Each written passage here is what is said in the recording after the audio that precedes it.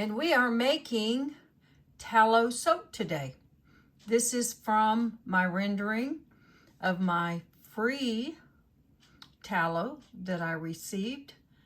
I had about 30 pounds. I won't know for a while until it's finished.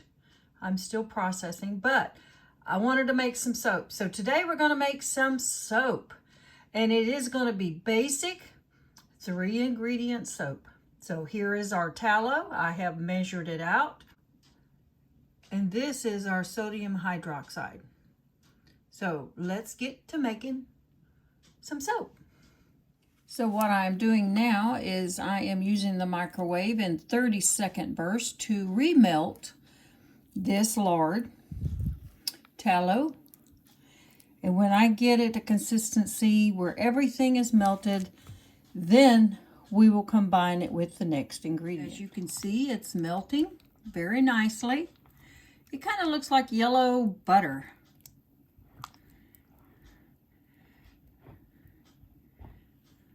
But yes, it's almost there. It will not take long once it's melted. When I add the sodium hydroxide, it will saponify very quickly, come to trace, and then I will pour it in my molds. So I'll have to work very quickly. And speaking of molds, I have my mold lined. I tried to get as many wrinkles out as I could. This is just a box. I do not have any fancy molds. It goes to show you that you mold with what you have. Now, sure, I would like to have a couple of loaf molds one day, but until I do, this will do with some wax paper. And the wax paper is to help it come out of the mold when it's done so that I can cut it pretty quickly, within usually around 24 hours. Now, while I was talking and I fixed my mold paper, you can see that it has already started to solidify again. So that was just a couple of minutes of being away. That's why I say you have to work really close. When I put the sodium hydroxide in, it's going to do just this. It's going to work very quickly. You have to be very careful. I will have my gloves on. I have long sleeves on,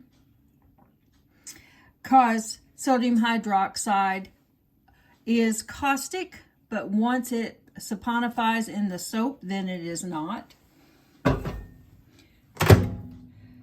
So I will melt this back one more time. Like I say, 30 seconds at a time. Put my gloves on. And yes, they are kind of bulky, and they are dishwashing gloves. You can use all types of gloves, but I find these are lighter weight and I like these better. I have food grade gloves, but I haven't tested it to see if it's enough so that it does not go through. I don't want to know for sure. Because if you do spill lye on you, you rinse it with cool water as quickly as you can. Some use vinegar, but vinegar is, in my opinion, I don't need the vinegar. I just rinse it with cool water. It washes right off, goes down the sink, and it doesn't hurt the sink. See that how this is now. I have a little bit more in there, but the sodium hydroxide is hot. They should be close to the same. And I will check that. Next, I want my oils and my lye pretty close to the same. Around 100 to 130 is fine. I've done it either way and it works fine. And the first thing I will do is I put my wrong end of my blender in. Isn't that great? We're all human. So next, I will put the correct end and I will give it a little tap to burp it to make sure there's no air any more than I have to. I have my lye water ready and I'm going to pour it over my blender stick. It's all dissolved. It has no more fumes. I set it aside, out of the way. I will start just doing this by hand a second, and then I will put the blender together, and we will start doing small burst. Lock it in. To get the bubble out, and I'll start doing just small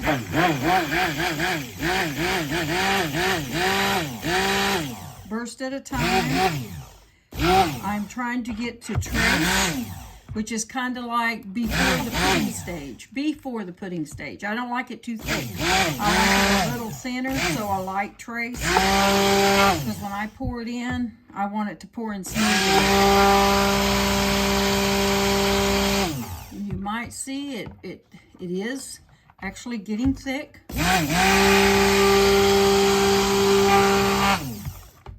And I'll do lightly. See, it's starting to hang on to the head here. And I think we're already at a light trace. That's how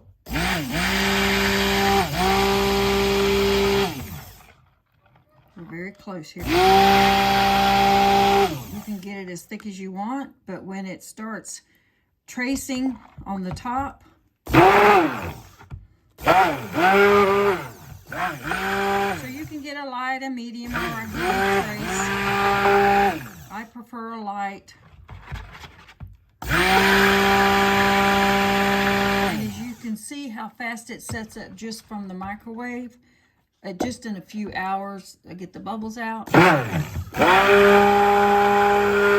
You still have to be careful not to splash it on you.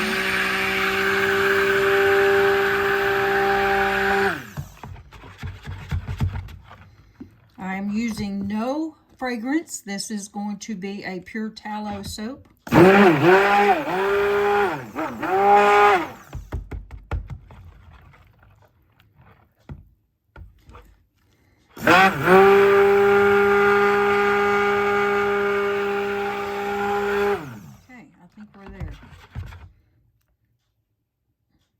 Takes a while. It's kind of staying on top a little bit.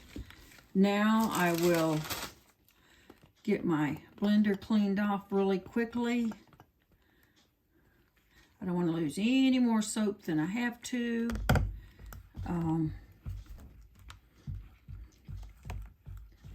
Stuff is precious. Okay.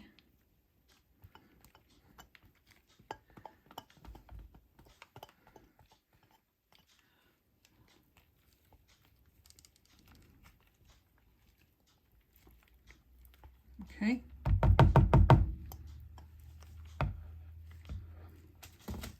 Now, I go ahead and take the head off, because if you accidentally bumped it, just like I did, you will splatter it all over the room. I'll bring my handy mold right here,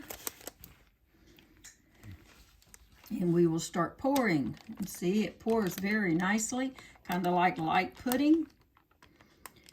If I wanted to put oils, fragrance, or color in. I would have done it just before I poured it, is the way I normally do it. Okay, and I'm going to scrape this bowl out because again, there's quite a bit still hanging on to the sides.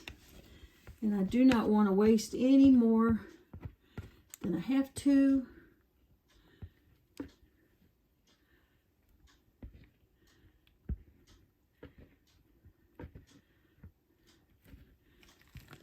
I'm left-handed, so I'm going to get in your way.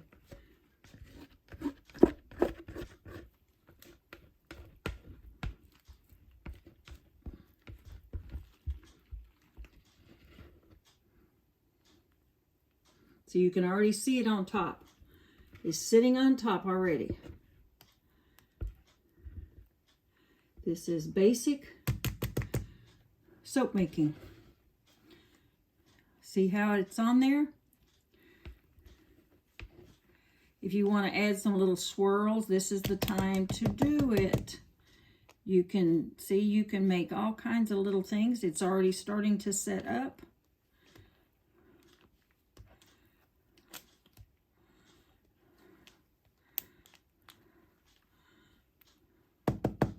Okay, that's it.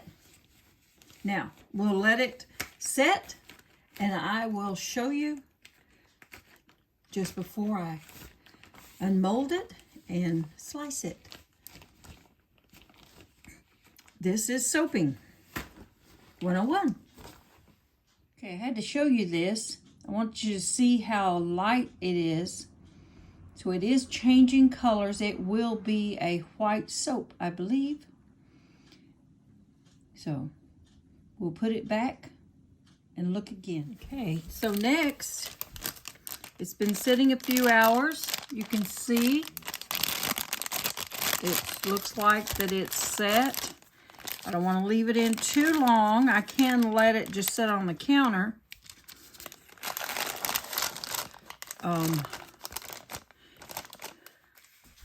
just want to make sure that it's not stuck in here.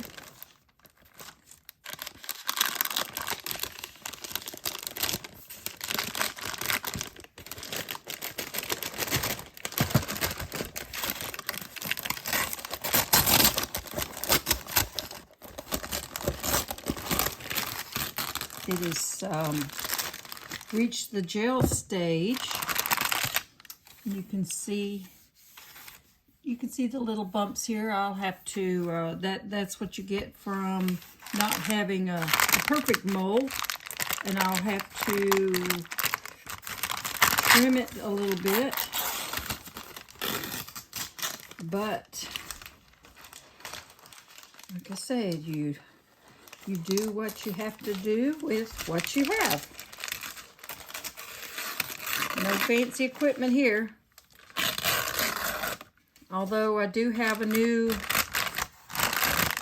cheese cutter that my daughter picked up for me yesterday. And I'll be cutting it with a cheese cutter. Okay. These little bits here, I'm just going to save those and reheat those. We're not going to waste them. Just from the paper. So as you can see here, it looks like it's not done, but what it is doing, it has reached that gel phase, and as it gets darker, it's going to turn this color here. As soon as the air, it's solid. As soon as the air dries it a little more, as you can see, the top is already turned white and the sides are turning white. So this is tallow soap, y'all. Let me see if I can cut it. It feels like that it's solid enough to cut. The thing with tallow, it gets hard very quickly. And I want to make sure I can cut it with my soap cutter. So here you have it. This is old-fashioned tallow soap. I'll clean up the edges, but I don't have to. This is farm cut. But I could clean the edges up like that. I won't waste it though, I'll keep reusing it. So I've cut them. I will let them set out for another day so they'll be all white by the time they get done. These little slivers like this will go into the next batch. So there you have it. Old-fashioned tallow soap. And if you found this video helpful, give us a like, hit that subscribe button if you want to see me make more soaps. There'll be a new one coming very soon.